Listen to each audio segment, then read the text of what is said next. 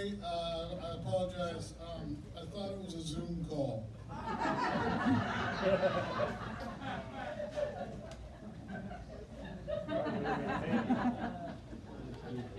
Actually, I would have wore the pants that go with the jacket, but I don't think they fit anymore.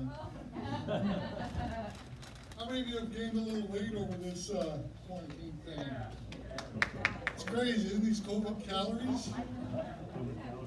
So let me tell you a little bit about myself. Spaz always wants me to do that so people understand and they don't cut me off at the bar. I was born December 29th, 1967. I was supposed to be born in March of 68. So with that comes some problems. I'm in that privileged group of comedians that has cerebral palsy. So, yeah, I love it. So, the deal with that is this. We're wired to be very quick-witted, but incredibly uncoordinated. So I can insult all of you with incredible skill, but I can't get away fast enough. So what resulted from that is, I went to regular school, but I rode the short bus. I actually did. And I wore a helmet the whole 9 yards. So you can pick on me, it's okay. All right? So, but I ended up having a wonderful life. I've been married for 30 years. I've had an amazing marriage. My wife's in counseling. Now, I ended up being adopted by a lovely German family. My mom's 4'11", my dad's 5'1". So in the family pictures, I wear a name tag right here so everybody knew who I was. But it was a wonderful upbringing. And you know, I was thinking about it tonight, and I was looking at some shows I did here a few years ago, and I was a lot thinner. And I said, okay, I'm going to lose weight, get ready for this show. And as you can see, that did not happen. And let me explain why. See, my brain has two teams that manage my food, right? Team one is 5 very boring college professors that give me homework like meal prep, shop at Whole Foods. They give me statistics on obesity and calorie counting and all of this, right? Team 2, awesome team by the way, is made up of about 300 college kids and rednecks that just want to party and make sure my taste buds have the time of their life. And you can't let the two teams talk to each other because it's absolutely horrible. And I thought, why is it so hard for me to stick with my diet? And then I realized I was raised by Team 2. My mom's mantra was, let them eat cake. She would bake Black Forest cake, buttercream torts, baked cheesecake all the time because my dad insisted it always be in the house. My dad's mantra was, if you can't fry it, it shouldn't be in your diet. So Saturdays was, how many of you have had fridge cleaning day, right? So my dad's definition of that is he would get the cast iron frying pan out. You know the one that's bigger than it was when you bought it because it's got decades of seasoning and frying. So he'd grab that, heat that up, and we would fry everything. I'm talking bologna, liverwurst, leftover hash browns, homemade mac and cheese, right? And then just to make sure, we'd cover it in cheese and broil it in the oven to make sure we hit that calorie coma that we were shooting for. So that's what I grew up with. And don't get me wrong, it's not like Dad didn't try to get me in shape. Every once in a while he'd say, Tommy, let's go for a bike ride. You know, I already had the helmet. So we would ride our bikes about 2 miles to Dairy Queen. Dad would have a banana split. I'd have a peanut butter parfait. Then he would call Mom and say, can you come bring the van and pick us up? So it made it tough, right? I'm sure some of you have a habit of eating lines you wish you had. How many of you go to McDonald's, you get large fries and the sundae, and you dip the fries in the sundae? You disgust me. Amateurs. Okay, this is what you do. There's a beautiful place in Vero. It's a strip mall that's got a Rita's Italian Ice and a Five Guys 2 doors down.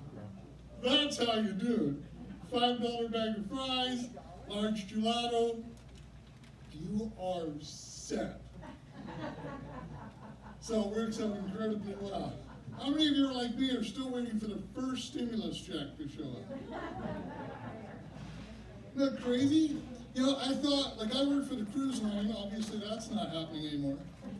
And I'm like, what am I gonna do with my time? And I know what it is. I'm gonna be calling the IRS, unemployment, well, where's my money? How many of you wish Jimmy John's ran the stimulus checks? How hard could it be, right? So far, we've gotten a notice saying they mailed us a check on May 26th.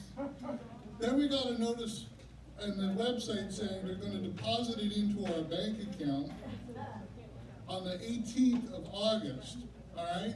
So I got plans. This morning we checked and it says they're going to mail us a check August 28th. If I wasn't married, I wouldn't know how to deal with this uncertainty. Oh wow, we got married people in here that know nothing about that.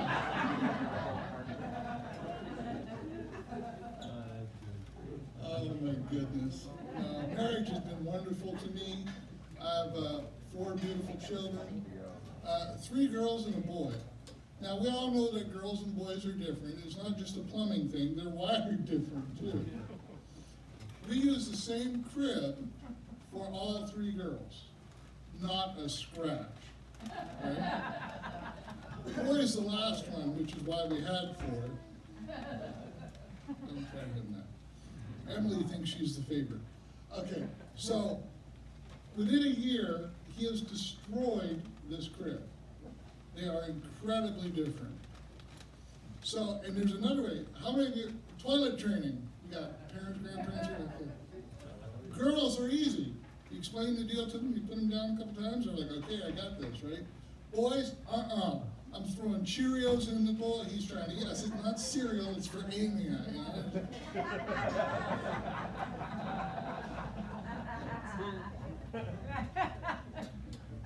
So then I figure out, how many of you remember Pop Rocks when you were a kid?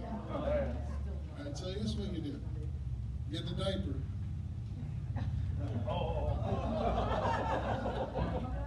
Two bags of Pop Rocks. You know it only takes one night.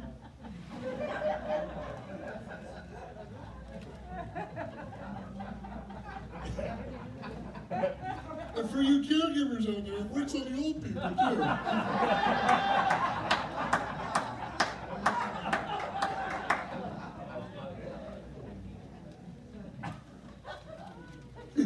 Yeah, but you're gonna try it, I know. How many of you have moved to Florida recently? Or how many are actually from Florida? Let's start with that. Okay. So the rest of you had to move here and adapt, right? So when you get here, there's 2 things they tell you, right? They say, first of all, a yellow light means 4 more cars can go. And get your real estate license. Yeah.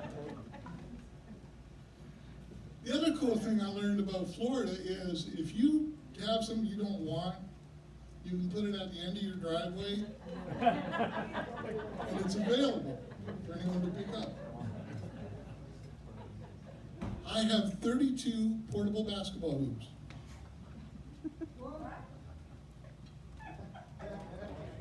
Yeah, I've successfully told that joke 100 times. I got it. What's that? Where do most people put their basketball hoop? At the end of the driveway. At the end of the driveway. So you see how that joke connects? I got it. See, that first lesson is free. I appreciate it. Listen, I trusted your intellect, okay? I apologize. Spaz was talking about silver alerts, right?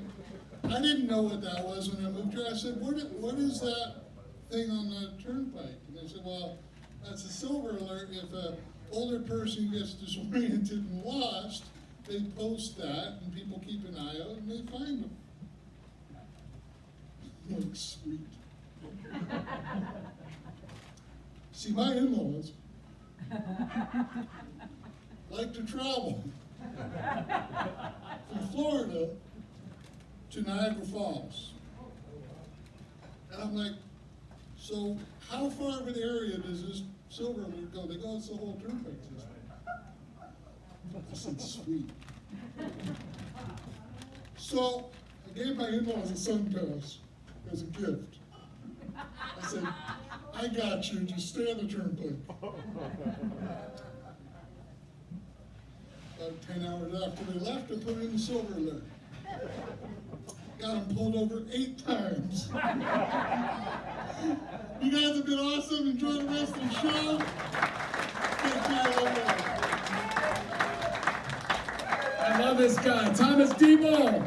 I don't think that was social distancing. I don't care. I'm gonna give a blood pressure to you. I love you. Hey, give it up for Thomas.